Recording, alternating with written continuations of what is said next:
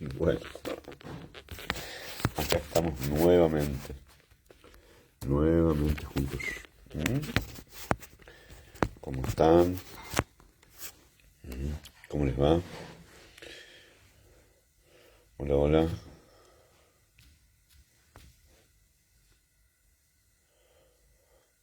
Hola, ¿cómo están ustedes? Bueno, ahí estamos nuevamente. ¿Mm? Entonces les voy a retomar. Voy a esperar que algunos más se conecten. ¿Mm? Vamos a dejar este dispositivo. Me dicen si se escucha bien. ¿Eh?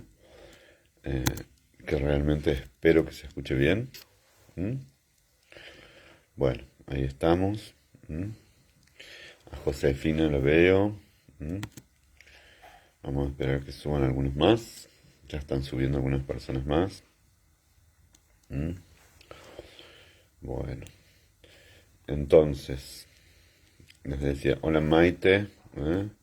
Ya veo algunas más. Inés, ¿ahora sí escuchan? ¿Se escucha bien? Bueno, así que nos vamos a quedar acá. ¿Mm? Es otra. Hola Ana María, Nelly, se te escucha perfecto. Bueno, definitivamente es algo asociado a una compu, que a veces funciona, a veces no, disculpen. ¿Eh? Entonces, les decía, leo los mensajes, acá los veo. Entonces, vamos a esperar un minutito nomás, voy a hacer esa introducción y esto no se congela. Que les decía que teníamos la posibilidad también de haber entrado por la variante de lo que es la vida cotidiana, ¿no? Entonces, nosotros vimos, para retomar hacia atrás, lo que eran o lo que se describiría, digamos, como lo excepcional que fue el trauma. A mí me gustaría verlo dicho más de una vez, y lo estoy diciendo ahora otra vez más. Es decir, lo que estuvimos viendo no es lo esperable que una paz, que una... A ver, te veo angosto. Ay, no sé. Desde acá. No, pero espérame a ver cómo se ve, porque si te veo angosto. Así se va a ver.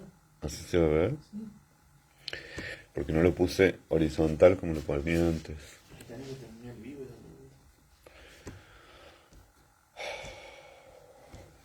Así en vertical. ¿Mm? Así en vertical, te van a ver así todo el vivo. Está bien, así, claro. Bien, bien. Vamos a seguir así en vertical, la verdad. ¿Eh? Porque lo que importa es que estemos escuchándonos. ¿Mm? Eh, sí. Entonces, les decía que la cuestión de lo cotidiano tiene un registro y un registro específico en la psicología, ¿no? Que es las definiciones de lo que nos pasa todos los días, ¿no? De lo que nos pasa todos los días, y cuando emerge algo que va a romper, ¿m?, con lo esperable en lo cotidiano y cómo lo trabajamos en lo cotidiano. Cuando digo en lo cotidiano es eh, qué cosas aparecen y qué cosas emergen, ¿no? Cuando uno está en un estado, casi les diría, como de bienestar, o no solamente de bienestar, sino en un estado dado como donde nosotros ponemos las relaciones humanas y donde ponemos nuestro estado anímico, ¿no? Si ustedes piensan, quienes algunas veces fueron a un psicólogo, una psicóloga, o quienes no lo han hecho nunca, ¿qué comparten con los otros? En el diario vivir, ¿no? Eh, las visitas, la escuela a lo que van los chicos, eh, donde aparece los amores, donde aparecen la educación, donde aparecen cuestiones que tienen que ver mucho con que se vive casi sin pensar, se vive casi sin pensar lo que nosotros podríamos decirlo de alguna forma, que lo damos por dado. Cuando digo que lo damos por dado, es que entendemos que el mundo es así, ¿no? Y esto puede implicar para ciertas personas, para ciertas personas, o una cuestión básica que es que la cosa vino dada. La cosa estaba así, ¿eh? La cosa era simplemente eso que nosotros estábamos viviendo, ¿no? Entonces, eso que estábamos viviendo da cuenta de algo que nosotros todavía no hemos empezado, que es una convención. Ustedes saben que las convenciones son cosas que se acuerdan, que nosotros convenimos, que hacemos con otros, entonces nos ponemos de acuerdo y hay veces que se declara y otras cosas que no se declaran, ¿no? Pero lo más común no son estas grandes convenciones de países eh, y de vinculaciones a decisiones de políticas y que resultan de una convención interamericana, etcétera, donde la gente se sienta y acuerda cuestiones básicas, sino que lo más común en esto son nuestras convenciones del cotidiano, del diario vivir, ¿no? Entonces se dice, esta es una persona muy convencional, aquella no es tan convencional. Y cuando hablamos de convenciones que se ajustan más o menos, y cuando digo se ajustan más o menos, es que está más o menos cerca de lo que se espera de ese comportamiento, ¿no? Y cuando digo de lo que se espera de ese comportamiento, estoy diciendo, ¿qué haces? Estoy diciendo que se viene dado, esto es lo esperable para el varón, esto es lo esperable para la mujer, esto es lo esperable para un hijo. Entonces, y ahí sí voy a retomar la película anterior, se naturaliza, como dice Eurídice, y no solamente se naturaliza, sino que además conforma algo que es importante, conforma algo que es muy claro, y que es lo siguiente, ¿no? Esta naturalización me permite a mí tener una rutina deseada, tener una rutina tranquilizadora, lo que les decía. Si hay algo que produjo muy fuerte, pero muy, muy fuerte, la pandemia, es que, y bueno, se rompió algo, un orden que venía no solamente dado por lo que nosotros teníamos convenido, sino por los comportamientos que lo sustentan. Entonces nosotros no solo que no tomamos distancia, como dicen, eh, como dice Eurídice muy bien, sino que en esa rutina se invisibilizan o no se da cuenta de ciertas cuestiones que pueden ser en esa organización de la rutina sumamente ordenadoras, o sea que nos tranquilizan, bajan nuestra ansiedad, hacen que nosotros lleguemos a la hora de la cena y haya algo que comer, tengamos que soportar que a la hora de la cena hay que hacer de comer o hay que almorzar. Y si no nos va gustando o vamos teniendo diferencias respecto de eso, vamos de una manera u otra escogiendo o desnaturalizando o cambiando hábitos en función de ciertos sentidos, ciertos significados o ciertas razones, ¿no? Como el significado de ese diario vivir. ¿Podrían ustedes ahí comentar cuáles son si yo me pusiera con ustedes, ¿no? Es decir, cuáles son los signos, las acciones, ¿eh? De lo cotidiano que identifican a cada uno en su casa, ¿no? Como decía Serrat, es de andar por su casa, ¿no? Dice, bueno, yo en mi casa ando en hojotas, bueno, en el invierno seguro que no, o me despierto tarde, o los domingos me gusta hacer fiaca, o al contrario, me levanto muy temprano en la mañana, riego las plantas, salgo a caminar.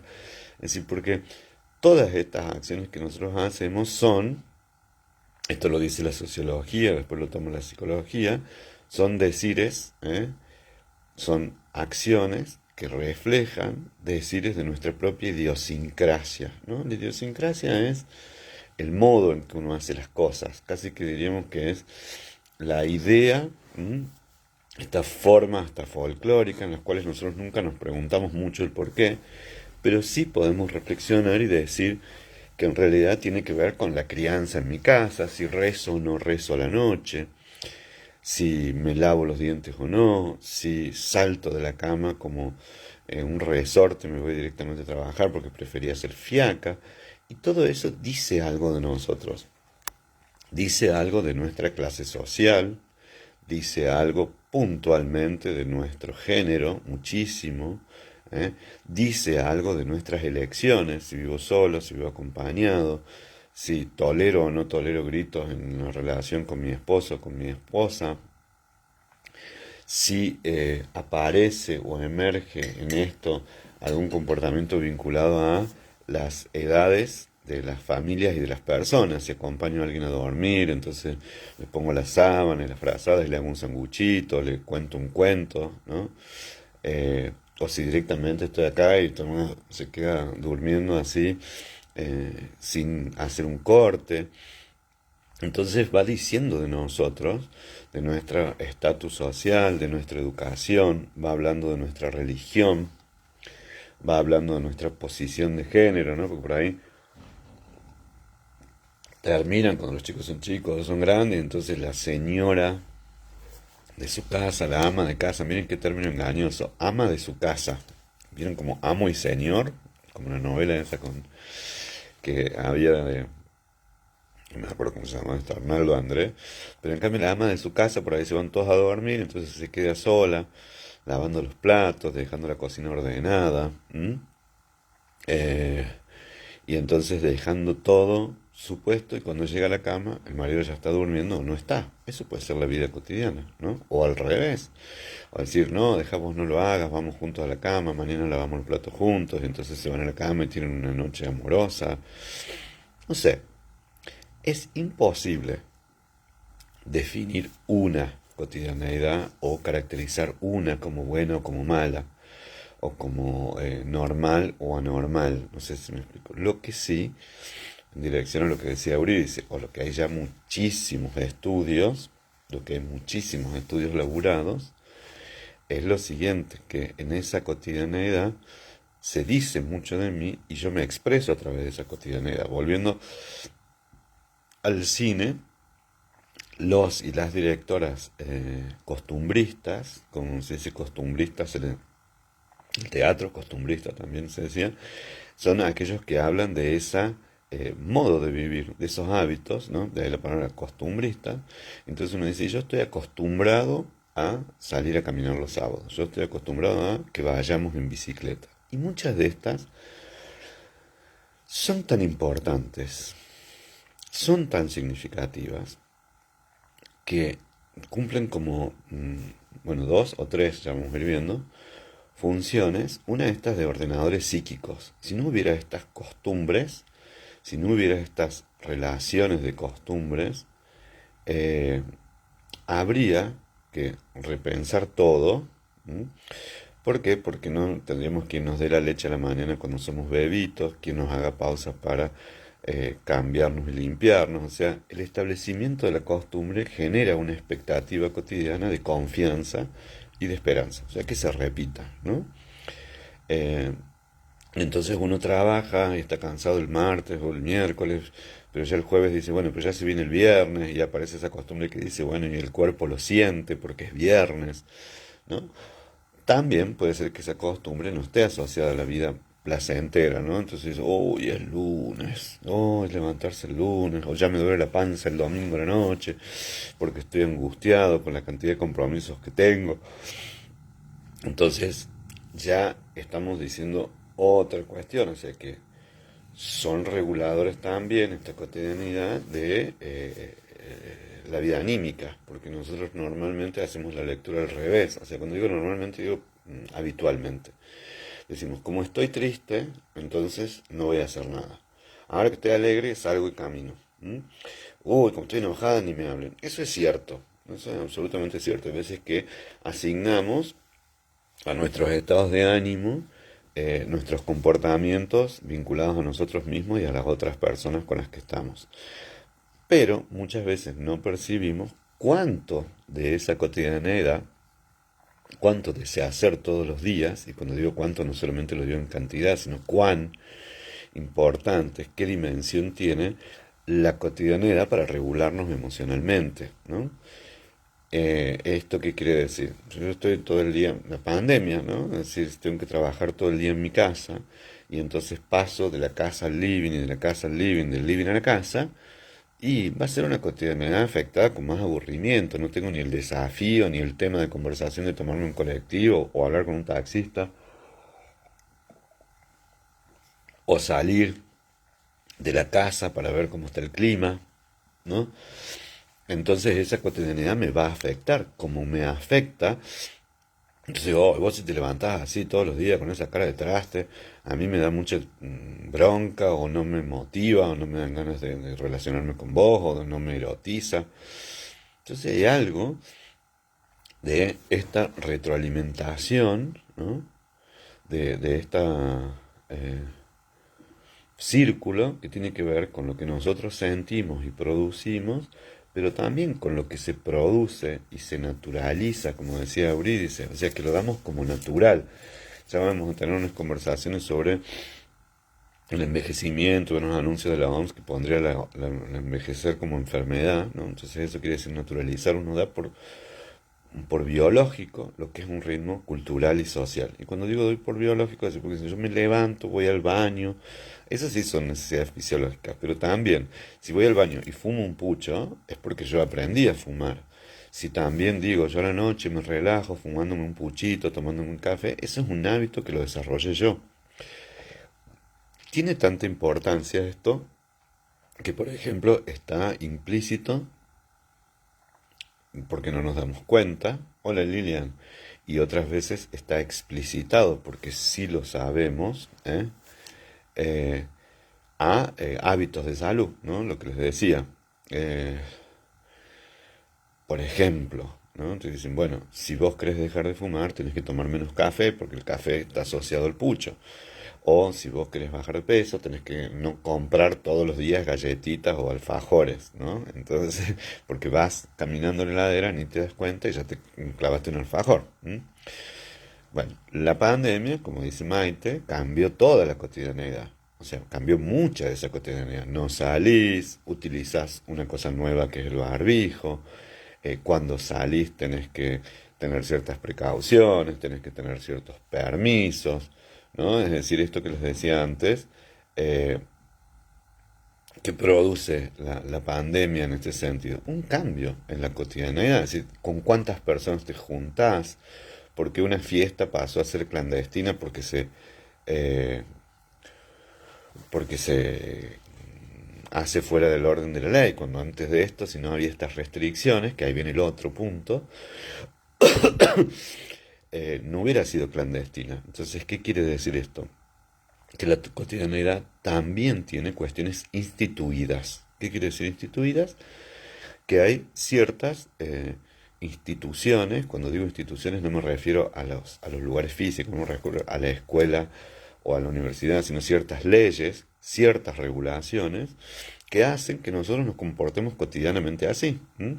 Que hagamos cola para esperar, entonces regula nuestra ansiedad, porque está instituido que hay una regla que dice que el último que llega va a ser el último atendido, y nos enojamos bastante cuando pasa alguien y se nos adelanta, decimos, pare, ¿qué pasa? Porque rompe con lo instituido y con lo habitual. Pero qué maleducada esta persona, ¿eh? O qué maleducado este pibe, porque por ejemplo rompe con algunas cosas instituidas que son costumbres, ¿no? Es decir, hay que saludar a las personas mayores, hay que ser cuidadosos con los niños, los ancianos, como decía San Martín, con los animales también, le decían las normas de San Martín a Mercedita, ahí se los voy a copiar porque son una maravilla. Y además hay otras, como parar con el semáforo en rojo, eh, eh, como detenerse frente a un policía. Son 12 las máximas que San Martín le dejó a su hija. Como frente a un expediente se tienen que hacer ciertas cuestiones de costumbre. Esto, por ejemplo, lo tiene muy en claro el derecho. Entonces, el derecho procesal tiene estas costumbres, esta cuestión cotidiana, que no solamente hacen cómo referirse solamente a un juez o cómo dirigirse, ¿no? Su señoría o no sé cuánto, cómo escribir un expediente, ¿no? El que trabajó en un ámbito público, en la universidad, tiene ciertas costumbres que se llaman en el ámbito del trabajo y de la vida eh, en sociedad, se les denomina burocracia, que es el conjunto de procedimientos que hacen que esta cuestión cotidiana, esta cuestión cotidiana se inscriba, y muchas veces se regulen los procedimientos. Se abre el expediente así, se abraza, etcétera, etcétera. Pero además de regular emocionalmente, de generar expectativa, dice, en realidad, dice, yo disfruto de mi rutina, ¿no? Sí, ahí está buena la palabra, porque lo que dice Marín es, la gente le suele llamar mi rutina. Cuando uno va al gimnasio hace una rutina, ¿eh? O una rutina laboral, es que algo empieza así, algo sigue de esta manera, ¿eh? Entonces es esperable, y hay veces que la persona lo caracterizan como aburrido, otras veces no, como dice Marinés, yo dice lo disfruto. Me levanto temprano, me visto como si fuera a salir, desayuno, ¿no? Todas las cosas que hacemos y que nos hacen bien, ¿eh?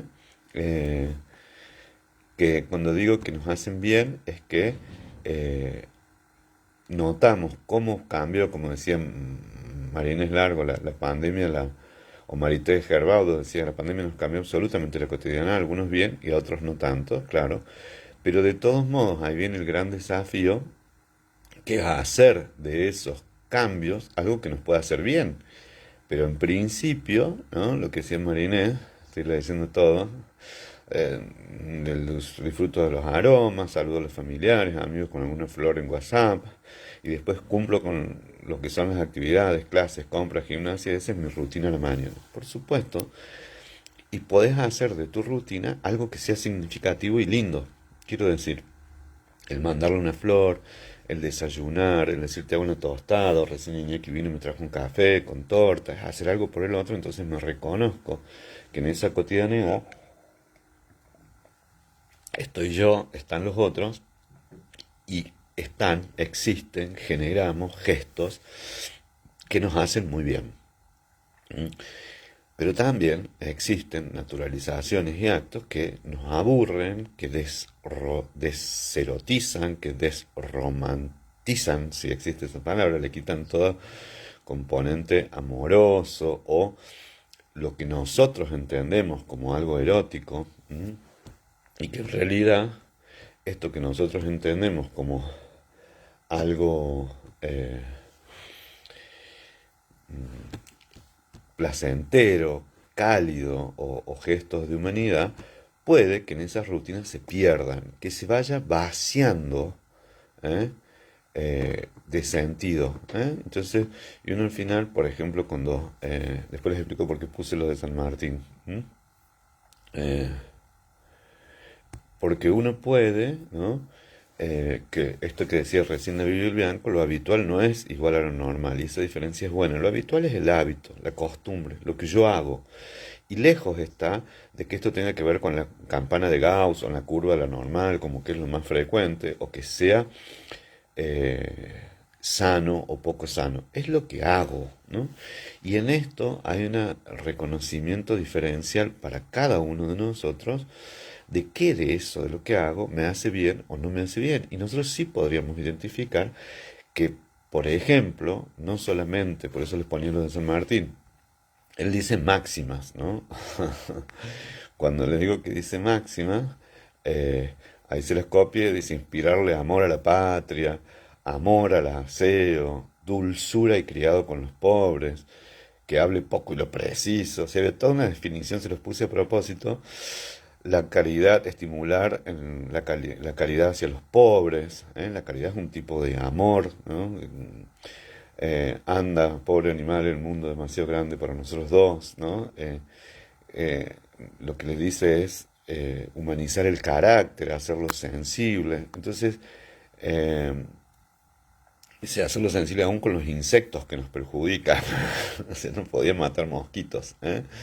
Eh, pero va marcando la concepción que tenía San Martín, que tiene cosas muy bonitas, ¿no? Cuando dice humanizar el carácter, y hacerlo sensible, cultiva la empatía, cuando le dice, porque ¿qué es lo que dice San Martín en esas máximas?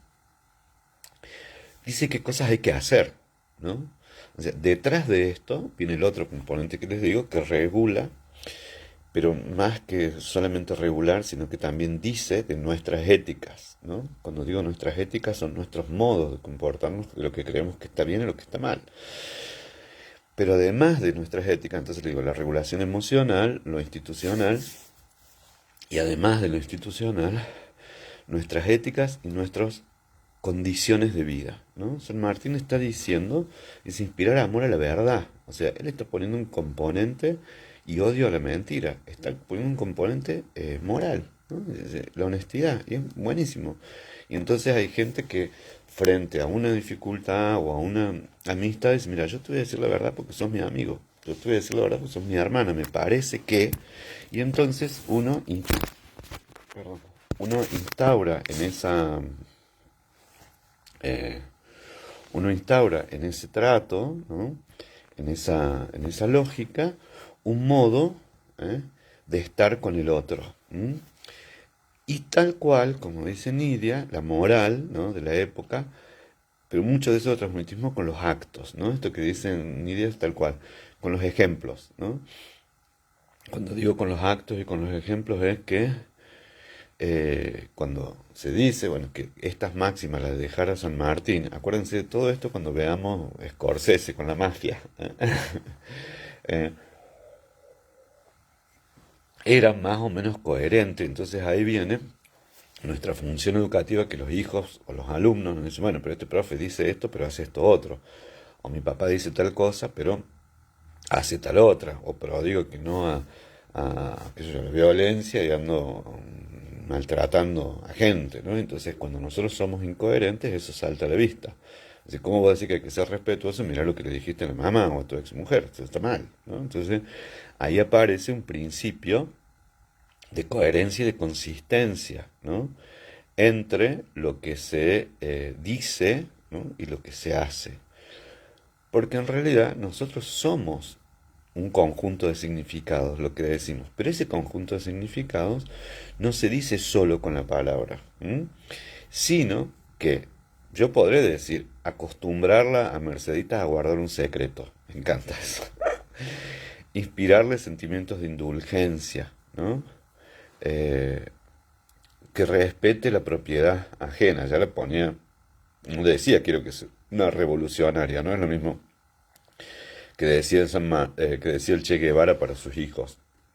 No es eso, ¿no? Sino que defienda y conserve la propiedad privada, que reconozca cuando no es de ella, que no robe, o sea, y lo que les decía que estas máximas o estas decires que yo les decía, la dulzura con los criados, con los pobres, fíjense que es una cuestión caritativa, pero también una cuestión de clase, ¿no? Amor al decir, desprecio al lujo, ¿eh? ¿Cuáles son los dos valores revolucionarios? La patria y la libertad. La libertad venía de la concepción de la Revolución Francesa, de los revolucionarios latinoamericanos, y el concepto de patria, que era un concepto distinto al de Estado, al de nación, ¿no? Entonces él va dejando que en realidad son a sus hijas, mujeres, acostumbradas a estar formal en la mesa, o sea, no se podía poner, no sé, desfachatadamente las patas sobre la mesa o hacer alguna guarangada, porque nosotros educamos y regulamos sobre estas cosas, ¿no? Antes se hacía así, papá decía, no apoyes la mano en la cabeza, entonces, porque no se cae la cabeza, entonces era que no se podía hacer esto. Muchas de esas costumbres nos atan a la moral de la época, a la ética de los sujetos, pero además son los marcadores instituidos de cada edad y de cada época. Por eso me parece tan importante esta parte del curso.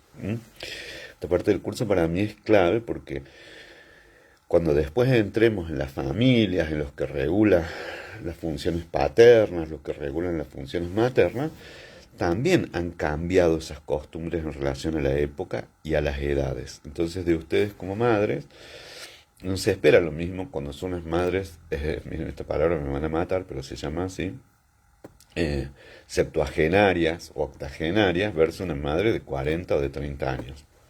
No se espera a ustedes que ni limpien pañales, que hayan lavado pañales porque no eran de los pañales descartables, eh, ni tampoco se espera que acompañen a sus hijos a la escuela. Tampoco se espera eso como abuelas, pero quizás sí se espera, o ustedes esperan, o el vínculo que han construido se sostiene a partir de cierta expectativa de eso que me educaron como, me dijeron eh, cómo comportarse, ¿no? Cómo hacer, porque me decían, bueno, sentate bien en la mesa, escucha a los mayores, se quedan en la mesa, nosotros nos decían eso, y escuchan pero no hablan, ¿no? Entonces como que los niños no tienen derecho a la palabra. Ahora se usa otra cosa, se dice, bueno, vos sí preguntá, y es bienvenida la intervención de los niños. O sea, ya va marcando regulaciones etarias y describe lo cotidiano, concepciones de época. Cuando digo concepciones no solamente son ideas, sino también costumbres, modas, formas de caminar, maneras de ser, ¿no? Esto que les decía que estaba tan inscripto en el género, ¿no? Y porque yo de dónde saco todo eso, de cómo se viste el otro, y cómo está tu estado de ánimo, che, peinate un poquito, sacate esa remera que ya está sucia, arreglate un poco. No sé si ustedes escucharon la descripción de María Inés Largo, si la leyeron, eh, más vale hacer que decir. Después vamos a ver que las dos cosas son haceres y decires.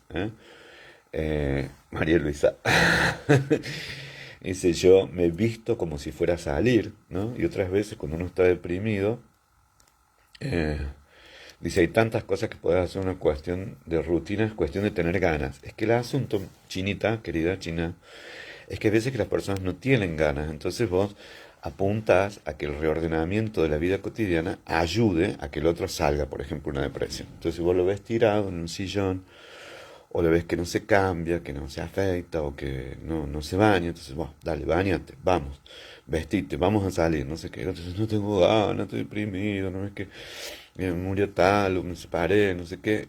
Y tiene razón, porque no tiene ese ánimo. Y ese ánimo da cuenta de que ha habido un acontecimiento que rompió y cortó esa cotidianeidad, ¿de acuerdo? Porque en ese estado canónico que se va desarrollando, yo me he visto de esta manera, cada uno en su estilo, algunos más formales, otros más hippie, otros más rupturistas, pero cada uno tiene su estilo y lo reconocemos. Me acuerdo, por ejemplo, a las dos que vienen juntas, cuando vienen juntas, a Marines Largo y a Graciela Soberano. Entonces yo siempre me fijaba en los zapatos que tienen plataforma, que tienen un montón de zapatos. Los plataformas son marines. Y entonces cómo combina el color. Entonces eso está diseñado, porque la persona lo hace, va a un lugar, se compra una ropa, la escoge este color, que vaya con esta cartera, etcétera, etcétera. Y eso habla de que esa persona tiene un culto por la estética. Entonces lo cotidiano también me hace pensar que voy a ir a la casa, supongo, y esa casa esté cuidada estéticamente, ¿no? Sin embargo, más a los nietos, cosas que a los hijos no. Porque lo que vos estás diciendo, Olga, marca el sentido de qué es lo cotidiano en relación a las relaciones de poder y a las relaciones familiares. Lo que vamos a ver ahora va a ser el gran organizador de este cuatrimestre y de todo el cuatrimestre y del curso, ¿no? Es por eso yo prefiero acá ir más lento, ¿no? Es decir, si un capo mafia, como Don Corleone, establece que hay que pagar X cantidad de pesos los que viven en tal calle para que le cuiden la farmacia o el negocio, esto no se establece solamente porque lo dice Don Corleone. Se establece porque además Don Corleone hace algo. Si vos pagas o no pagas ese canon a la mafia, a la mafia, ADT o lo que sea. De la mafia, si vos no le pagabas, te robaban el negocio, te hacían bolsa los cristales, o iban contra un familiar, entonces vos ibas sumisamente y pagabas. Y después ya se establecía un hábito. Y a su vez, si pagabas también te protegían, no tenías más proveedores, o los mismos mafiosos decían: vaya, la familia es parte de la familia, coma en tal lugar, no sé qué. Y entonces también se genera en esto de la regulación una acción, un significado y una vinculación entre las personas a través de esta cotidianeidad, ¿no? Entonces, un ejemplo. Mi mamá ya tiene 84 años, yo voy a cumplir 54 años. Eh, Antes, lo habitual es que mi mamá los domingos o no sé qué hiciera una cazuela de pollo o hiciera no sé qué. Entonces ahora dice, no, no tengo muchas ganas, no, ya me olvidé la receta. Entonces lo hacen mis hermanas. Ya no esperamos más de eso, mamá. Al contrario, decimos, para tu cumpleaños no te calentes, cocinamos nosotros, llevamos cosas. Estará cansada, no tendrá ganas, pero se interrumpió esa cotidianeidad. ¿Eh? Y se instaura otra. Entonces, si bueno, si no puedes caminar no hay problema, te paso a buscar yo en el auto, te traigo, no te hagas problema a la noche, paso yo, hacemos el buenas noches. Esto va estableciendo una cotidianidad que regula emocionalmente porque nos vemos, pone y disminuye expectativas. Entonces no, ya no esperamos que cocinen, no te das problema, venimos y compramos algo, listo. No se espera que se tome semejante esfuerzo para cocinar para 15, para 20 o para 5, ¿no?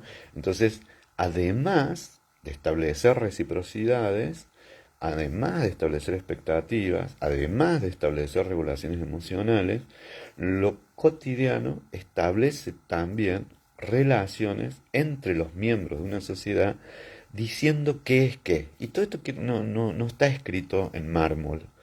Precisamente se rompe. Estoy tomando lo que dice Olga Marzolini y dice, ya le permitimos mucho más a los nietos que a los hijos. Primero porque es otra relación. Padres, hijos, madres, hijas, o hijos es distinto a la abuelidad. Entonces ya eso marca, ¿no? Eh, pero además también porque en el momento en que vos fuiste mamá, digo por Olga y por ustedes, de chicos chicos, o sea, hace 30 años, 40 años, 50 años, 60 años, también las prácticas y las costumbres, los haceres, ¿no? La cotidianidad implicaba otra cosa, que hoy, por ser muy simples y muy sencillos, pueden tomar en consideración, por ejemplo, el uso de los celulares. Entonces, cuando decimos el uso de los celulares, bueno, eso no existía en esa cotidianidad, esa comunicación, o sea, es tan fuerte que, y ya vamos a ver que esa flexibilidad, por eso es difícil, tiene instancias instituyentes, o sea, entrar a tener tu primer trabajo, casarte, salidas también, ¿no? Jubilarte, ¿no? Así como umbrales donde dicen, bueno, si vos entras en este club, se espera esto. ¿Eh? La España era un infierno. Eh, sí, estás sacando un caca de otro, por más que sean tus hijos. Eh, y estas entradas y salidas instituidas van a marcar, y hay veces que las sociedades son más rígidas y otras veces son más flexibles. ¿Qué quiere decir? Los 18 años, el domingo hablábamos de, en una época se esperaba, ¿no? Esto de decir, bueno, cumplir los 18 para ir a ver una película, para, no sé, ir a tal lugar o para, qué sé yo, manejar, ¿no? Entonces esas edades marcaban ingresos y marcaban salidas, ¿no? Salidas de la adolescencia, ingresos, ¿no? Pero también había acontecimientos, como le decía, casarse, el primer trabajo, inclusive antes estaba, como se le da tanta importancia, que el que conseguía el primer sueldo tenía que pagar o a los compañeros de trabajo traer las facturas o un desayuno o almorzarlos. ¿Por qué? Porque ya tenía posibilidad de mantenerse de manera autónoma y ganaba buena plata como para invitar a los otros. Ahora no sé a quién se les pide que en el primer sueldo pague algo. Si el trabajo dura poco, el sueldo es muy bajo, entonces no se espera tanto eso, como tampoco se espera tanto del trabajo. Hoy tienen, por ejemplo, en algunas clases sociales más importancia el egreso universitario, ¿no? El de dejar la facultad. ¿Eh? Eh, sí, no solamente por la caca, sino porque trabajaba y volvía a la casa a lavar pañales, tal cual. ¿Eh? Pero en estas prácticas, además de algunas cosas desagradables, hay otras cosas muy amorosas, ¿no? Quiero decir, dar los besos, venir, y que la gente después, fíjense, que ahí vamos a lo que les quería decir, que toda esta combinación instituye subjetividad, deja plantado. Entonces decía, uy, yo a mis hijos me encanta darle un beso a la noche, o porque no lo viví, o porque lo repito, ¿eh? O hacerle sanguchito cuando se van a dormir, meterlos en la cama, o levantarme e ir a hacer fiaca. Entonces vos después, cuando esa persona no está, enviudaste o perdiste un hijo, o lo que rescatas muchas veces son esas prácticas, ¿no? Es decir, no estás mencionando todo el día, pero en esas prácticas cotidianas te quedas con algunas cosas que haces y que decís que no son propias hasta ese momento, pero pasado el duelo, y ya lo van a ver, pasan a ser propias, ¿no? Entonces decís, bueno, y me sorprendo haciendo esta comidita que hacía mi mamá, o esta que hacía mi hermana, esta receta, o este modo de caminar o de saludar, ¿no? O esta manera de llamarlas a las personas o a los nietos, los chiquines, la chiquillada, no sé. Entonces te sorprendes utilizando palabras, haciendo cosas en las cuales te pareces y te distinguís. Te pareces y te distinguís. ¿M? Este esfuerzo de apariencia, de parecerse, ¿no? De ser parecido a, y esta distinción, ¿no? De ser distinto de, es el gran esfuerzo, el gran laburo y la trayectoria que hace a la subjetividad, ¿no? Entendiendo que hay cosas. Sí, así fue todo el libro de historia de vida y de cocina, sí. Porque eran historias de vida. O sea, ¿cuánto de ese platito hace a tus nietos, ¿no? De hacerles una, un dulce, ¿no? O de hacerle una torta, o de juntarlo a comer los ravioles. Entonces, eso hace no solamente a la idiosincrasia, no solo a las leyes, a lo instituido, al marco legal, no solamente a la cultura, al momento histórico, miren todo lo que les estoy diciendo, sino que también hace a tu identidad. Entonces, este es un salame de Colonia Carolla, ¿no? O este es uno de un cativo. ¿M? ¿Por qué? Y porque tiene ese gusto, porque lo hacen así, porque lo hacen a mano, porque conlleva la tradición. Miren lo que ya estamos volviendo al origen de... Pero me esperan un segundo, por favor, un segundo, un segundito. Ay, porque tocaron la puerta, tengo que abrir. Un segundo.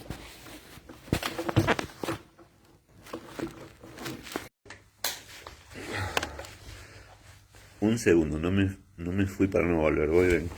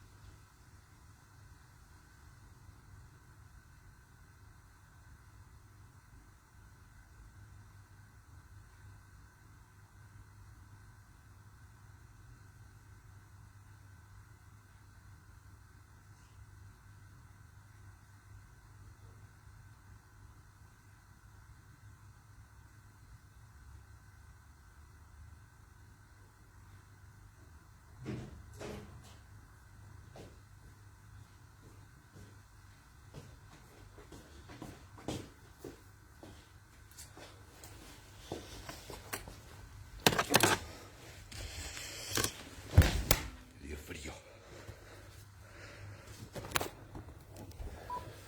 Bueno, les decía, uy, miren, les voy a mostrar este saco que parece hecho con ovejas marrones. Lo tejió hace casi 40 años mi abuela, ¿no? Entonces, los objetos también tienen mucho de eso que es cotidiano, ¿no? De esto que les digo, si esto lo tejió, o uno guarda, los museos guardan evidencias de costumbres de una época que ya no está, ¿no? Una manera de hacer una vasija, una manera de comer. La cultura está inscrita en esta cuestión de la cotidianeidad, ¿no? Eh, pero además de que está la cultura puesta en esto, ¿qué pasó? Eh, Mira, lo de la cotidianeidad, o sea, hoy, porque tuve que interrumpir yo, entre otras cosas, por el frío, entre otras cosas porque no está Angélica, que es la señora que nos ayuda siempre, donde desde tocar el timbre hasta solucionar cosas está puesto en su persona, ¿no? Entonces uno dice, bueno, ¿cuánto de lo que cuánto de lo que hace a la vida cotidiana está puesto en haceres muy silenciosos, ¿no? Es decir, en haceres que se invisibilizan muchas veces. Cuando digo se invisibilizan, es que son haceres que, se va a decir, ¿está limpio o no está limpio? Y no lo sabemos hasta que el otro no está, muchas veces. No lo sabemos hasta que el otro no falta. Entonces decís, ajá, esto lo hacía fulano. Y miren lo que les estoy diciendo ya. La cotidianidad básicamente también es marcar lugares en la sociedad, no son las mismas, las máximas de San Martín a Mercedita, que por ahí alguien que está cuidando de un edificio, que está haciendo la limpieza del CEPRAM.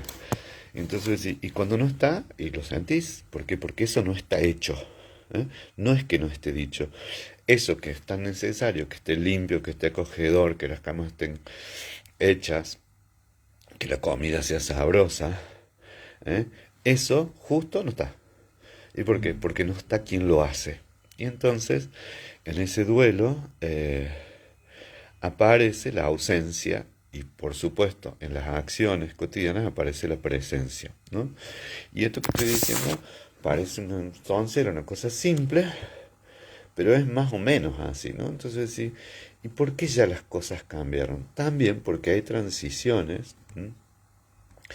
Porque hay estos umbrales que les digo, ¿no? Entonces, si entré en tal trabajo, menos mal que entró a trabajar tal, porque es un capo, porque lo hace muy bien, porque podés confiar en él. Y en otros casos,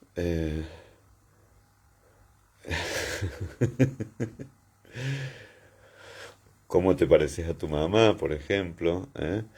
Y en muchos casos, como dice ahí lo de la trascendencia, ¿no?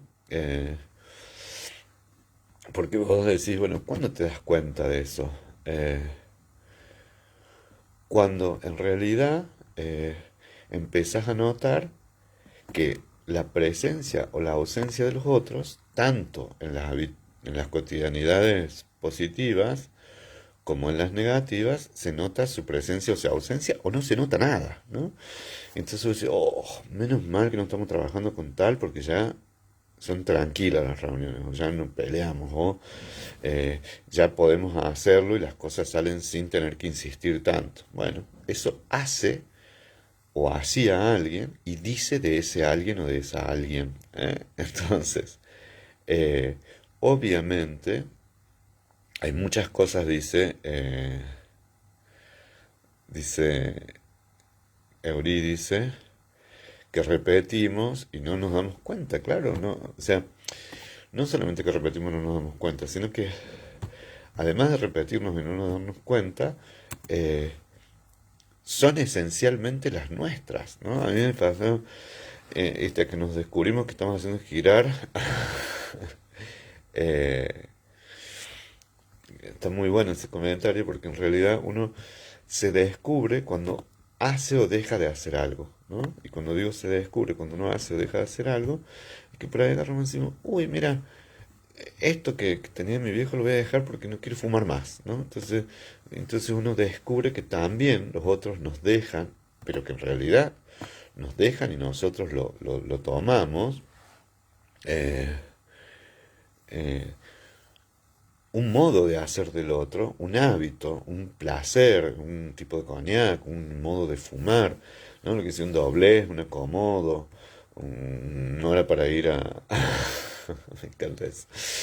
Entonces, tomarse una manera, es decir, en mí también conviven muchos otros modos de ser y de hacer. ¿M?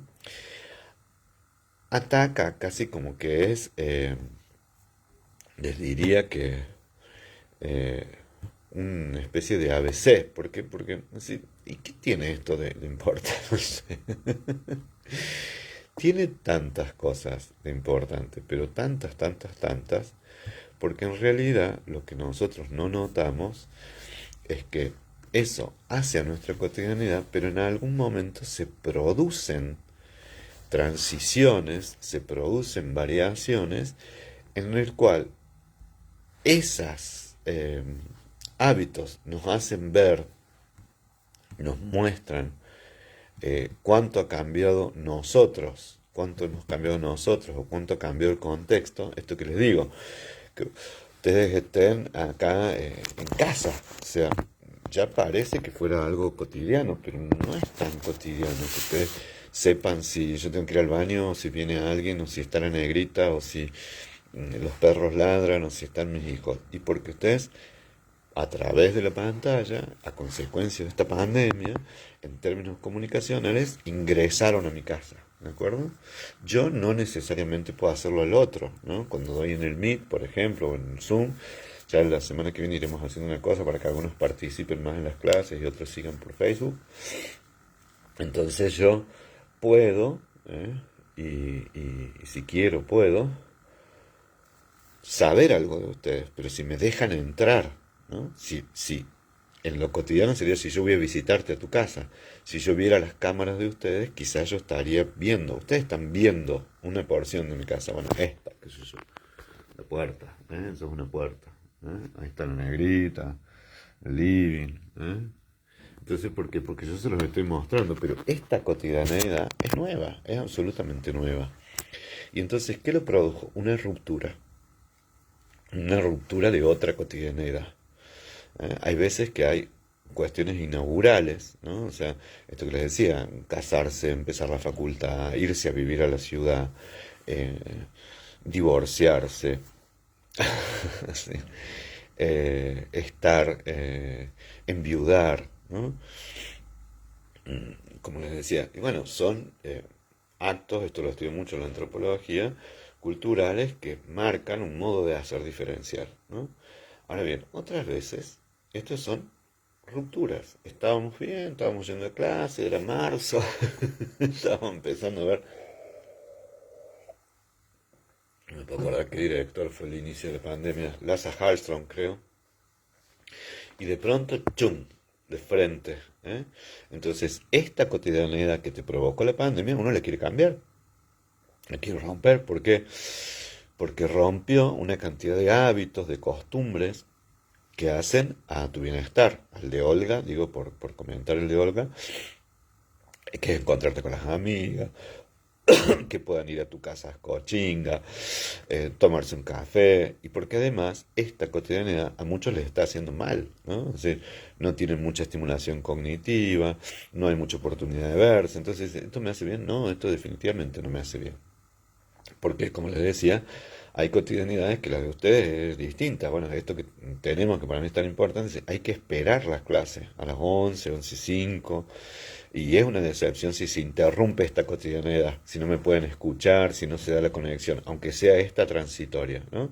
Que no es lo mismo que la cotidianidad de alguien que está preso, o de una señora que está presa en Bower, ¿no? O que está en una residencia geriátrica, ¿no? Entonces, ¿por qué digo esto? Porque fíjense, y ahora voy a volver para atrás en las películas, voy a tomar la última, que era la más vista, para que vayamos empezando a ver la próxima.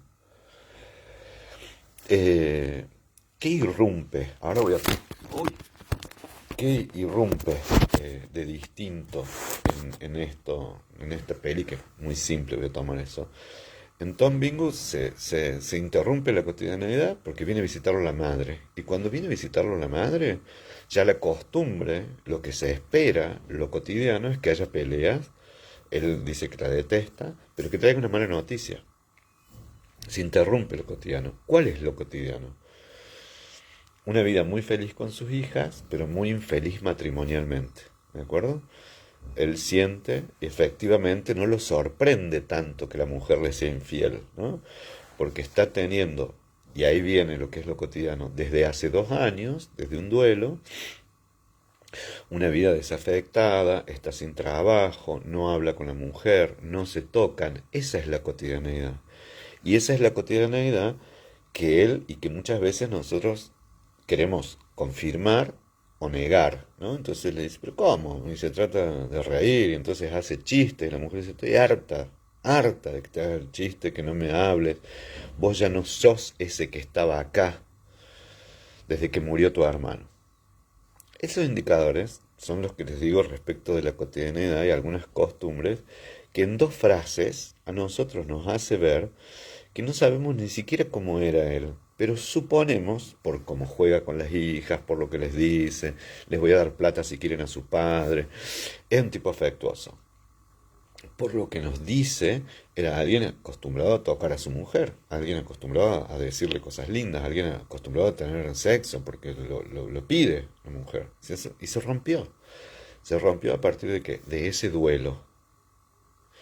Entonces yo podría hacer una lectura retrospectiva, y acá vamos a ir a uno de los métodos más comunes en la psicología del desarrollo, es mirar para atrás y van a reconocerse ustedes a diferentes y a las mismas Olgas, o a las diferentes y a las mismas Nidias, o los diferentes y mismos Andreses, ¿eh?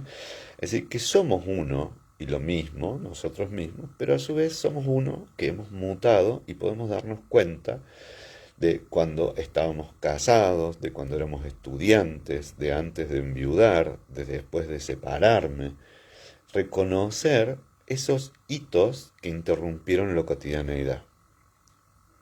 Esta peli, además del trauma, estoy hablando del Príncipe de las Mareas, es absolutamente costumbrista. El suicidio, el intento de suicidio de la hermana, se ve reflejado en qué? En una alfombra. No hace falta que nos cuenten, que nos vean. Y se rompió la cotidianidad porque estamos internados. Cuando a alguien lo internan por el COVID o por, qué sé yo, porque tiene un problema de la presión o una cadera, se rompe y uno entra en esa cotidianidad horrible que puede ser, por ejemplo, la terapia intensiva o la sala de un hospital, donde decís es de día o es de noche, porque tiene toda iluminación artificial, a la hora que me traen la comida, como a las 12 cuando yo jamás como esa hora, a las 7 de la tarde ya cené, entonces se me hacen eternas y no duermo bien, y claro, porque dormir de las 7 hasta las 7 de la mañana son 12 horas, es muchísimo, o los dolores, o los ruidos, escuchar los ruidos de un hospital, es feo.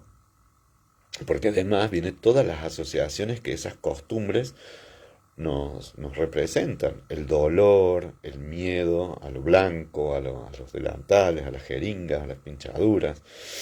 ¿Mm? El temor a que en los hospitales la gente muere, enferma y se muere. De ahí que hay muchas tendencias que han cambiado entre las dulas, las parteras, etcétera, que dicen, bueno, no tiene por qué ser el nacimiento, el parto, un acto hospitalario. Entonces, en muchos países, las mujeres no van al hospital a tener los hijos, lo tienen en sus casas, o van a casas de nacer, como en Alemania. ¿Y eso de qué depende? De las de las costumbres. ¿M? ¿De qué costumbres depende? De las costumbres de ese país, del momento histórico, o sea, los nacimientos un siglo atrás no existían en los hospitales. O sea, las personas nacidas en 1920, cuando digo un siglo atrás, hace 100 años, muy probablemente nacían en sus casas, ¿no? Entonces, toda esa habitualidad dice de nosotros mismos. ¿Quién está ahí? Dice, hola Mercedes. Ay, porque por ahí voy tarde con los mensajes, ¿eh? Oh, ¿cómo va Mercedes? Eh, entonces, esto que les digo, eh, mi abuela me hizo un vestido de novia hace 50 años, lo usó mi hija y aún lo conservamos, y así collares y chales que eran de uso cotidiano, tal cual. ¿Eh? Entonces, esto que uno preserva como una reliquia, el saco o ese vestido, también da cuenta de algo que pasó, que ya no está más, que es muy raro que alguien vuelva a tejerme un saco como esto, ¿no? Entonces empieza en invierno, mis hermanas dicen, este es el saco de la abuela, este cosa, y ya mi hija dice, bueno, eso yo lo quiero para cuando no esté, o el cuadro de la abuela Esther, o el no sé qué, ¿no? ¿Por qué? Porque también después la cotidianidad carga de sentido, carga sí, de sentido, de significado, de afecto, ciertos objetos, ¿no? Entonces, volviendo a la película, no solo se interrumpe la cotidianeidad del protagonista, que hace un cambio feroz entre las mareas de ahí de Carolina del Sur, que son tierras bajas, que son tierras cálidas, donde se mezcla el agua dulce con el agua salada, pueblerinos,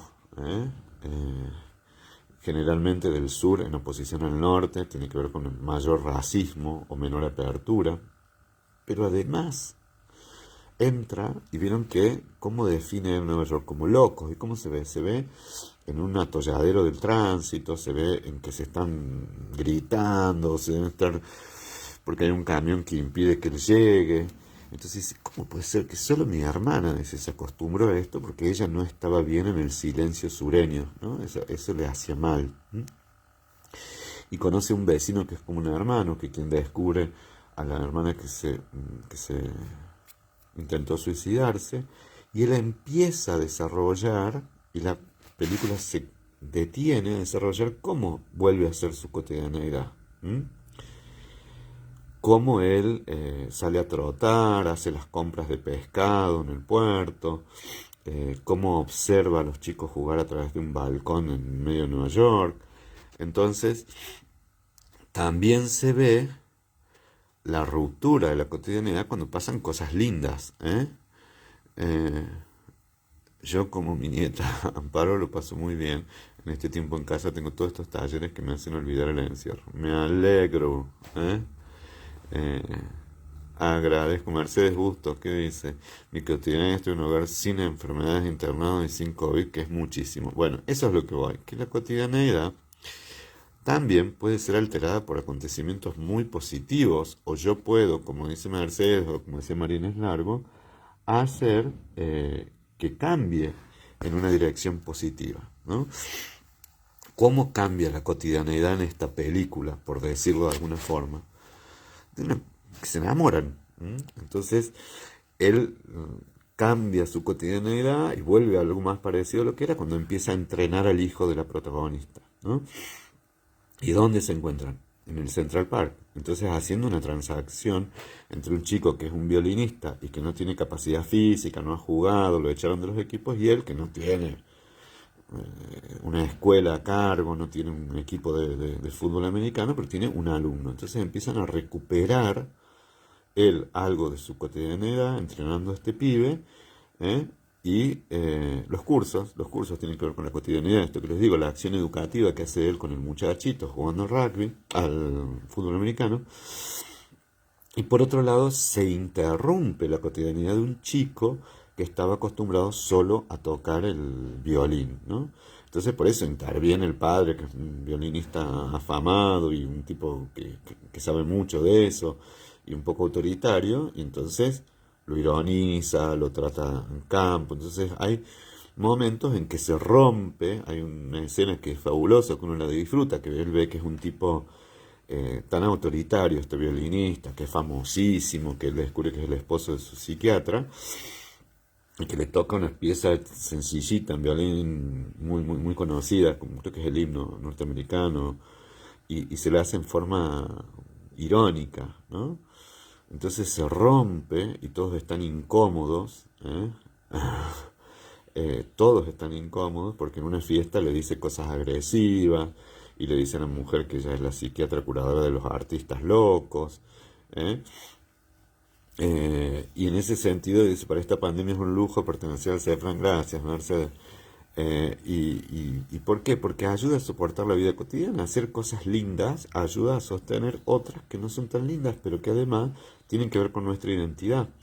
Entonces también uno puede identificar esta cotidianidad como si venimos a cenar, estamos todos tranquilos, y pronto te pones agresivo con un invitado, ¿no?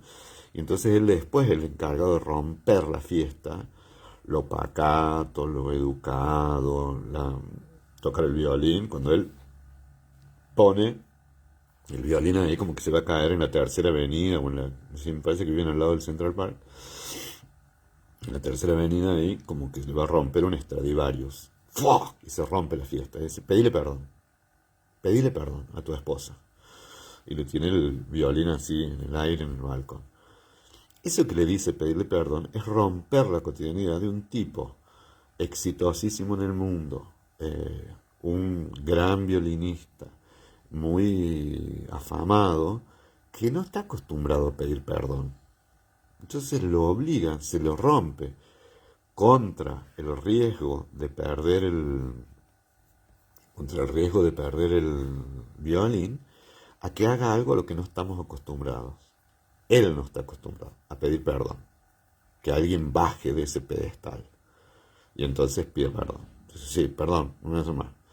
Pero ya se rompió todo. Entonces él se va de la fiesta, se va la esposa. Y también empiezan a generar una cotidianidad de una mujer que ya está sin marido prácticamente, aunque estén casados, ¿no? ¿Y qué es eso? Y bueno, lo lleva su amante a la casa de campo, empiezan a compartir una especie de luna de miel, cotidianidad que no va a ser para siempre. Si nuestras vidas, si todas las noches fueran noches de boda y que todas las lunas fueran lunas de miel, la cotidianidad del matrimonio sería distinta, porque efectivamente nosotros sabemos que las lunas de miel son un paréntesis, ¿no? O son un inicio, un primer párrafo a un capítulo largo que va a ser. Entonces, fíjense que ustedes identifican bien, ¿no? Es decir, también esto que están diciendo ustedes, también para tener las cosas que nunca tuvimos tiempo, dice María Luisa, entonces, hoy todo está patas para arriba. Y entonces algunas cosas nos ayudan a sostener esta continuidad de costumbres y psíquica que nos mantenga un poco en aquella que echamos de menos y nos mantenga la esperanza para saber que vamos a restituir algo de esto. ¿Por qué? Porque nuestra continuidad psicológica, psíquica y relacional se caracteriza por continuidades y disrupciones de esa cotidianeidad. Entonces, cuando uno rompe la cotidianidad y se va de luna de miel, o tiene un amante, o no sé qué, bueno, está feliz, pero ya sabe, como ella dice, la protagonista, y para ella también cambia esa rutina aburrida, cuando él la va a dejar, ella dice, yo sabía que a vos te iba a perder, porque son de los hombres que vuelven con su mujer.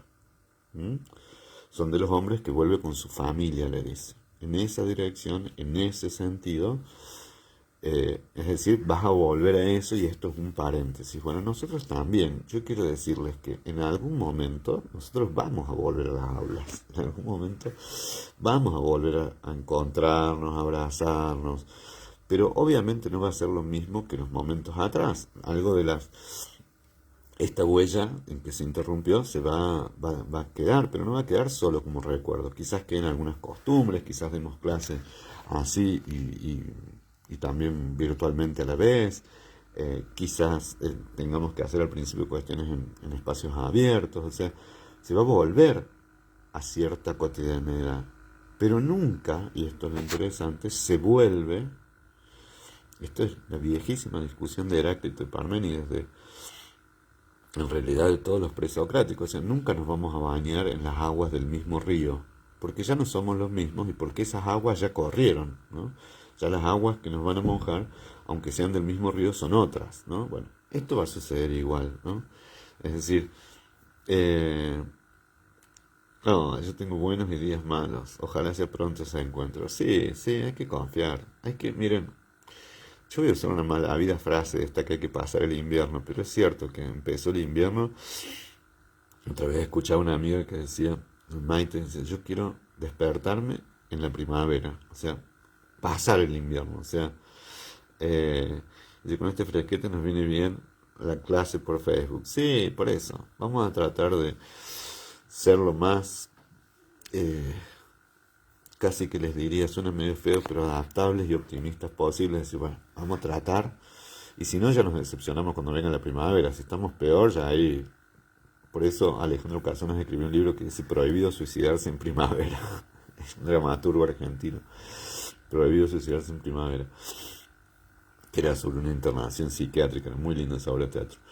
Pero en este punto, lo que les digo es decir, ¿qué expectativa tenemos? Es que esta cotidianidad también se interrumpa. Cuando entramos como en un calvario, decimos, bueno, que pase esto, ¿no? Y en estas transacciones, por eso nos va a servir tanto para la pandemia, tenemos cuestiones ambivalentes, ¿no? Acá hay cuestiones que dicen, bueno, mira, la verdad que muchos estudiantes están felices con esto, porque cursan en la cama o ponen la cámara y se van a otro lado, ¿no? Entonces, algunos no quieren que esto cambie, otros pueden estar contentos porque salen de la cama, vienen acá, chum, y lo hacen. Otros, hartos, ¿no? Entonces unos dicen, bueno, pero está bueno que hacemos esta clasecita, otros están en el abrazo. Entonces, frente a los cambios y a las transformaciones de lo cotidiano, hay veces que hay mayor cantidad de ambivalencias. Cuanto más rupturista es, en general, más rechazo produce, o reacciones más adversas, o reacciones mucho más masivas, ¿no? Imagínense la Revolución Francesa, el cambio de la cotidianidad. Si eras noble, si eras María Antonieta, te cortaron la cabeza, pero si eras de otra clase social, se abrió una esperanza, ¿no? La nobleza, y después empieza a aparecerse algo muy novedoso, ¿no? Es que más adelante se va a consagrar como una normalidad, que era la normalidad de la burguesía, pero la destitución de los nobles fue una ruptura brutal, ¿no? Una ruptura brutal. Y en algunos lugares eso se instituyó, y entonces quedaron como vestigios de una época, el Palacio de Versalles, y después apareció otra que es la vida napoleónica, ¿no? París, la industria, ¿no? Dice, ya es demasiado esperar tanto. Sí, es mucho subjetivamente, pero también es mucho, ¿saben por qué? Porque nosotros estamos poco acostumbrados a las disrupciones costumbristas, a las disrupciones de la cotidianeidad. No estoy diciendo con esto que esto sea poco, estoy diciendo que estamos poco acostumbrados. ¿Por qué lo digo así tan enfáticamente? Nosotros no tenemos el recuerdo 6 años de guerra, no tenemos el recuerdo bombardeos de meses, no tenemos, digo, ni siquiera en el recuerdo nuestro, sino en el recuerdo como cultura, una guerra de secesión, por ejemplo, ¿no? Donde inclusive yo creo que ya no se va a dar así, a no ser que estemos en Siria, o estemos en Palestina, o estemos en Israel, en donde es un montón esa cantidad de años, ¿no? O en cautiverio, ¿no? Hemos tenido momentos de periodo de terrorismo de Estado, pero en relación a toda la sociedad, es decir, la guerra de Malvinas, por ejemplo, duró muy poco, y no la vivimos en un territorio. Cuando digo murió poco, desde el 2 de abril hasta el 20 de junio, o sea, 3 meses. ¿eh? Eh, entonces esas situaciones de tanta ruptura, imagínense, ¿no? Esa película, la Ladrona de Libros, es muchísimo. Entonces donde se ve que en Londres se metían en los refugios, entonces se había establecido una cotidianidad, tener todo oscuro, los autos sin luces, y ella tener a su amigo oculto ahí en el sótano, ¿no? Entonces uno puede decir, ¿es mucho o es poco? En función de aquello que está viviendo y de las costumbres que tiene. Entonces, para personas que estamos sumamente acostumbrados a la libertad, a ir, a volver, etcétera, etcétera, puede que esto sea muy mucho. Y para una persona que tiene 80 años, ¿no? 85, un montón de su tiempo aislado de las familias, o 70, no importa. Y quizás para otros, ¿no? Esta percepción del mucho poco, ya dice, estoy cansado. Y ahí viene como hasta cierto elogio, el cansancio. Dice, hay que permitirse. Decir, estoy triste, estoy cansado, ya estoy harto. Porque eso produce también la cotidianidad. Fíjense cuando dice, este matrimonio es una rutina, esta pareja es un aburridero. Parece que fueran siglos que estamos juntos, o al revés, ¿no? Entonces que uno dice, estoy enamorado, estoy enamorada, y entonces siento que los días me pasan volando, tengo ganas de verme inmediatamente con mi amante, con mi novia, con mi novio, con mi esposa, cuando estás recién casado. Entonces vos decís, ¿y de qué depende también? De la vivencia de esto. Este ritmo no es no es un ritmo tan vinculado al paso de las agujas del reloj. No es solamente la cantidad de días en la semana o la cantidad de meses en el año, que por supuesto dan cuenta de en qué condiciones se viven esas cuestiones. Entonces por ahí Norma dice, porque somos unos privilegiados, ¿no? Y Dorita dice, ya es demasiado tiempo esperar, ¿no? Otros dicen, ojalá sea pronto. Con este fresco nos viene bien. También nos vienen para hacer cosas que nunca hicimos. Otros dicen, los cursos me ayudan a soportarlo. Bueno, esas son todas vivencias subjetivas respecto de un acontecimiento común que nos sucedió, que es esta pandemia, pero que ese acontecimiento común está marcando cuánto de esto cotidiano estábamos acostumbrados, y es nada, porque no nos imaginábamos que esta ruptura podía producirla, pero en realidad también hay un tiempo, y acá viene el vínculo con lo que les decía la otra vez, un trauma es un acontecimiento doloroso que quiebra, que les decía que lesiona, que produce heridas profundas, lo que hablábamos en la clase anterior, que en realidad va a dejar una huella y siempre por definición es dolorosa. En cambio estos acontecimientos tienen componentes, este cambio en la cotidianidad tiene componentes dolorosos naturalmente, o sea, por decirlo de alguna forma, casi que eh, de perogrullo, tiene temor, porque se amenaza con la muerte, porque se amenaza con la enfermedad, porque es dolorosa, porque uno dice, bueno, a este le dio el COVID y no le pasó nada, pero otros estuvieron entubados, estuvieron 3 meses, no pudieron salir, otras personas murieron. Ahora bien, eso no es un único acontecimiento igual para todos, sino que el tiempo subjetivo, Ayón, era, o el Kairos, tal cual, ¿no? Sí, Claire tiene una charla. Estaría bueno que pongas el link, Vivi. Entonces, les decía, la vivencia del tiempo también es cuanto más lejos o más próximo estamos de los componentes que hacen de esta una espera trágica o maldita o, o una intolerable, ¿no? Porque no solo es la cotidianidad, sino qué registro tenemos nosotros de esta cotidianidad. Algunos dicen, oh, pero tengo una vida rutinaria, otros dicen, yo estoy solo, me encantaría tener con quién levantarme a la mañana, a quién darle un beso, para quién hacerle el desayuno, para quién almorzar, y después darle de cenar y irnos juntos a la cama. Sí, pero no tenemos sexo. No, tampoco lo quiero, ¿no? Entonces, quisiera la compañía. Y otros al revés. Entonces, eh, dice Olga, yo pienso que esta pandemia me quita años de vida. Hay que pensar que ya tengo 81 años. Bueno, es que eso es así para muchas personas. Porque cuánto te quita de años de vida o cuánto sentís es que efectivamente cuánto estas costumbres sentís que te detienen. Para otros esta detención, este cansancio, o sea, puede ser una pausa, ¿no? Y entonces tienen la esperanza de seguir. Pero lo que está claro que la ruptura de esto en lo cotidiano es la cantidad de cosas que nosotros teníamos naturalizado, como viajar en un taxi sin pensar que te puede contagiar de algo. Entonces, desde usar la malla esa de plástico hasta subirte un taxi en un barbijo o preferir no moverte antes que usar el transporte público. Miren la cantidad de cosas que estaban naturalizadas y que en realidad suponen ciertos cambios que algunos van a ser muy positivos. O sea, lavarse las manos, ponerse alcohol en las manos, eh, lavarse bien las manos antes de tocar la comida, eh, dejar los zapatos afuera, ¿no? Esas son cosas que a muchas personas les ha cambiado lo cotidiano. Y si lo hicieron y lo respetan, tienen factores protectivos. No verse tanto con la gente hace que uno por ahí disfrute para el Día del Padre estar 6 personas. Entonces, ¿lo disfrutaste? Sí, porque ya no somos yo, mi cuñado, los otros, que éramos 14, 20, sí, fuimos 6, y estuvimos lindos, nos reímos, y la pasamos bien con mi mamá, con mi hermana, con no sé qué, con el Pablito y mis 2 hijos. Ya está. Porque también hay que decirlo esto, que las personas dicen que el cuerpo se acostumbra a todo, los humanos somos animales de costumbre, vieron esas frases tan comunes, porque naturalmente es así, porque la costumbre, el hábito, es fuertemente adaptativo. Si nosotros todos los días tuviéramos que inventar cómo tomar la teta, sería muy difícil, ¿no? Entonces, si ustedes se fijan para atrás, las especies más primarias, los reptiles, tienen menos aprendizaje, está todo fijo, todo rígido, son todos patrones fijos de acción. En cambio, nosotros tenemos muchas más flexibilidades y somos animales de costumbres, de hábitos, de aprendizaje, ¿no? Voy a leer algunos de los...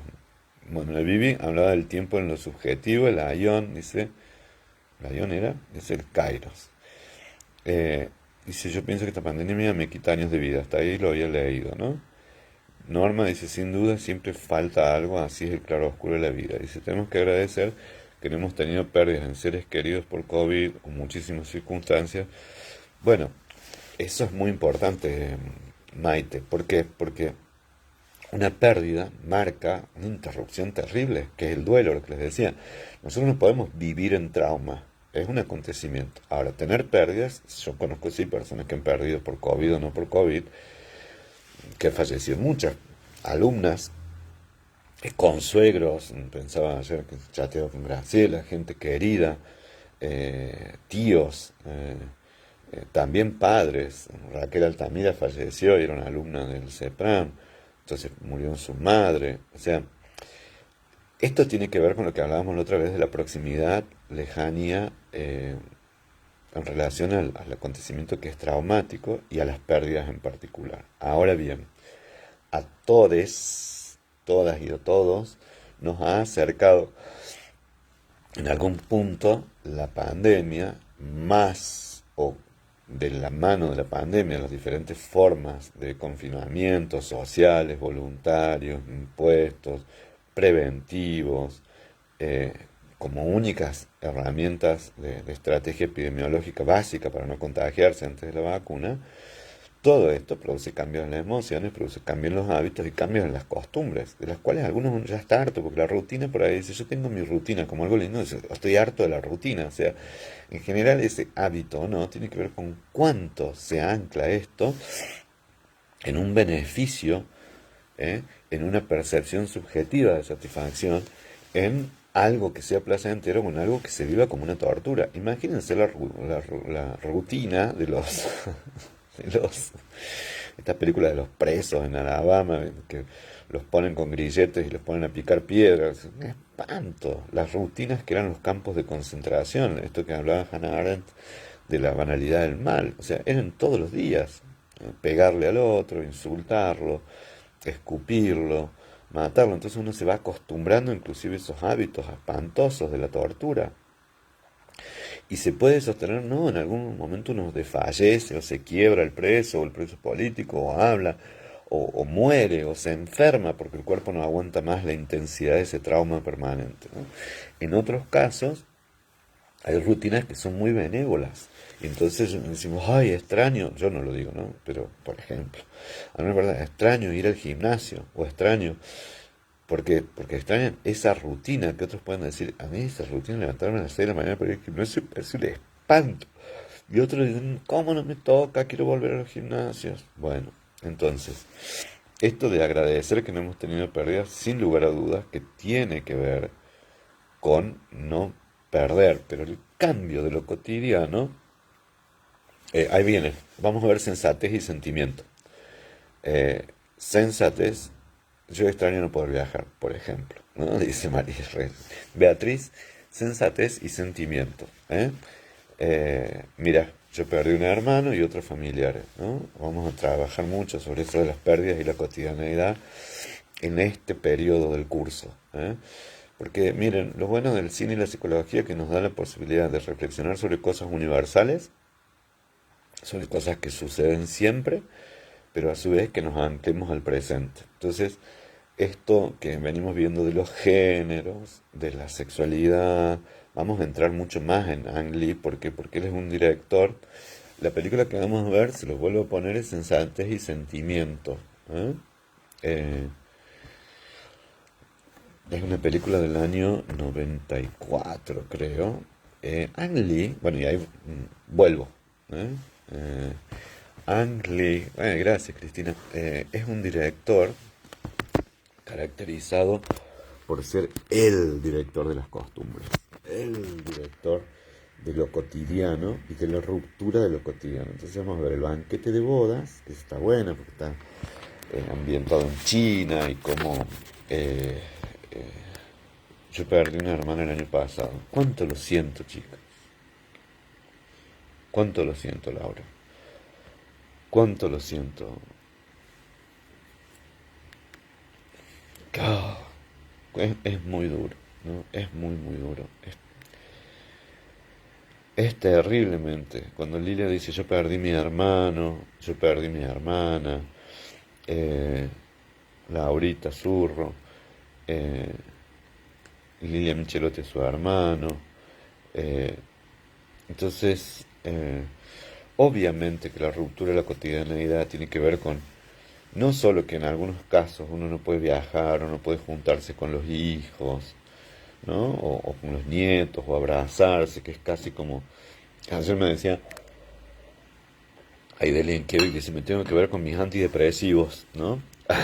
Que son sus nietos, me encanta eso. Me tengo que ver con mis antidepresivos y abrazarlos un poco, verlos en la vereda. Pero a su vez también, otras veces tenemos que luchar o convivir con una hija o un hijo que se deprime o que está deprimido o que está sin trabajo, ¿no? Y que se rompió su cotidianidad porque no tiene, u otros, es decir, ya no puedo verme con mi hermano o con mi hermana porque murió, ¿no? Imagínense esto que les digo, como un acontecimiento, ¿no? Como este de la pandemia, de semejante dimensión, de un calado tan profundo y un alcance tan amplio, ¿no? Estoy diciendo algo que cala tan hondo y que va a tener consecuencias hacia un horizonte que parece casi infinito, ¿no? Porque además es universal, o sea, es un acontecimiento, así como la globalización, como la tecnología, los celulares, son acontecimientos universales, son patrones que se suceden en todo el mundo. Bueno, estos son patrones que suceden en todo el mundo muy trágicos y además mucho más fuertes eh, que otras pandemias e inclusive que otros acontecimientos que pegaban más a generaciones o grupos al inicio. Por ejemplo, la pandemia del HIV-Sida empezó y entonces se focalizaba eh, con las personas homosexuales. Después de esto se focalizaba a las personas promiscuas, después los varones, las mujeres, y después ya se extendió y se vio que tenía que ver no solo con la sexualidad, no solo con las adicciones a través de Hellinger, sino que tenía que ver con algo como la sexualidad. Entonces decía, si yo no tengo relaciones sexuales o si tengo protegidos, no lo voy a tener. Entonces de alguna forma la gente lo focaliza y se produjeron cambios fundamentales en la cotidianidad para las personas homosexuales, para las personas de alto riesgo que tenían o que tienen, digamos, consumo de sustancias a través de jeringa, o sea, el uso del preservativo, las campañas en relación a esto, y hay quienes pudieron cambiarlas o no, pero sigue habiendo aspectos diferenciales. En África se muere mucho más gente y en Europa es una enfermedad crónica. Entonces, esta pandemia es sumamente universal, porque primero decía, pobres las personas mayores, que las personas mayores se enferman y se mueren, y ahora dices, no es tanto las personas mayores. Mayores de 50, mayores de 60, mayores de 70, de 40, ahora también se enferman niños, entonces tiene toda esta componente de que tiene larguísimo alcance y alta profundidad, porque además toca esferas familiares, emocionales, afectivas, laborales, la economía, ni que hablar. Entonces, si nosotros en vez de hablar de personas, habláramos de países, hablamos de Alemania, de un país de África, puede ser Sudáfrica, o otro país de otro lugar, ¿m? Como puede ser Estados Unidos o como puede ser Suecia, obviamente, lo mismo que hablábamos de las personas, esta pandemia depende con qué recursos te encuentras. Cuando digo depende con qué recursos te encuentras, es con qué cantidad de dinero, con qué políticas públicas, con cuántas camas hospitalarias, con qué recursos económicos para desarrollar políticas activas y rápidas de campañas de inmunología, de vacunación. Entonces, bueno, lo mismo pasa con esos acontecimientos que rompen la ruptura, una crisis económica, ¿no? El quedarse sin trabajo, pero también acontecimientos que pueden ser bonitos, que pueden ser interesantes, como por ejemplo, en algún punto que me parece, esto que les decía, enamorarse, que venga un nieto, que venga una nieta, ¿m? Cambiar esa costumbre. Entonces, lo primero que nosotros vamos a ver, a ver, voy a seguir leyendo y luego con dos personas que cuido, pero también nos hemos dado cuenta de cuánto dependemos de la ayuda de nuestros hijos. Bueno, sí, eso es muy importante. En esa dirección, lo que les decía yo, es lo siguiente, que nosotros empezamos a darnos cuenta, ¿eh? Bueno, oh, che, ya son las 13. Oh, yo tenía la computadora las 13 horas. Con razón, tanta gente me está llamando. Eh, y algunos se están despidiendo. Eh, pero no hay problema, lo vamos a dejar por acá. Lo que pasa es que yo estaba pero absolutamente copado con la clase, pero obviamente vamos a tener que cortar, porque tienen que cocinar, ir al baño, etcétera. Pero lo que pasa es que como yo empecé y se interrumpió y después volvió a interrumpir el sonido, entonces por ahí me olvido hasta la hora y le doy y le meto pato. Entonces empecemos a ver sensatez y sentimiento, ¿m? Y vamos a ir viendo estas rupturas en diferentes cuestiones, en la vida familiar, en la consolidación de los vínculos, en quiénes somos, en las vidas familiares y en las orientaciones sexuales, o sea, cómo se interrumpe o cómo continúa y qué implica esto de la vida cotidiana y la ruptura de la vida cotidiana. Bueno, disculpen las dos o tres cuestiones técnicas de un sonido y qué sé yo, que parece que sigue la pandemia y mi computadora está cada vez peor. Les agradezco muchísimo y nos vemos el martes. Vayan viendo sensatez y sentimiento. Que tengan linda cotidianeidad en la semana que viene. Bueno, no, ustedes, María Luisa, un beso. Norita, bueno, a todos, muchas gracias. Muchas gracias. Gracias por estar, porque si yo prendiera la computadora o el celular y ustedes no estuvieran, mi desánimo sería terrible. Nunca más que en esta pandemia nos hemos dado cuenta cuánto todos necesitamos de nuestros roles complementarios. Ustedes a mí como profe y yo a ustedes como alumnas. Ustedes les afectan un punto, a mí en otro. Yo vivo de la docencia, estoy acá, tiene sentido para mí también la mañana levantarme a hacer. Todos hemos descubierto cuán necesarios somos, unos para otros y otros no tantos. Chau Elsa May, que no te había visto. Nidia, besos, nos vemos. Adiós a todas. Chau. Chau. Disculpen las demoras. Adiós.